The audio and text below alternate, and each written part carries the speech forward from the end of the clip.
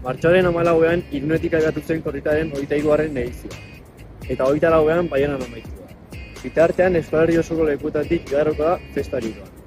23an Donostiatik igaroko da, eta Deustuko Unibertsitatea bertan egongo da.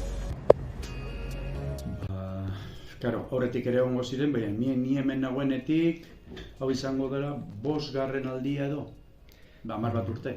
Hizkuntza zentroen aldetik atal asko ditu, baina arlo bat noski euskarazkoa da. Eta euskarako atalean, saiatzen gara euskarari dagozkion ekimenetan parte hartzen, bultzatzen eta ikaslei hori guztia erakusten eta parte hartzera gonbidatzen. Orduan, horien barruan sartzen da, atal bat gehiago da nola bitzateko. Bai barrukoan, noski, bi bueltatxoi batea, eta saiatuko naiz egoten egun horretan, ez badut arazorik, kilometro ofizialean ere, hemen Donostian, Deustuko Unibertsitatekoaren, lekukoaren atzean gongo gara, lekukoa bestaren batek eramango du. Ea korrikan parte hartuko duten zenbait ikaslerik galdetu gehiago, eta honakoa erantzun digute. Super ondo iruditzen zaigu. Bai, ondo iruditzen zaigu, bai. Neri baita.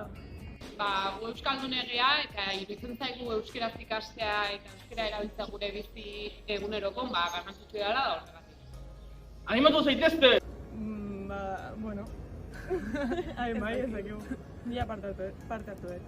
Nik parte hartuko dut, así que ez dakit hain ikan. Bai, adibidez, nire unibertsitateko lagun batzuk parte hartuko dutela. Adibidez, Azpeitiko bat, eneko ditzen dela, eta uste dut Urnetako beste lagun bat parte hartuko duela bai.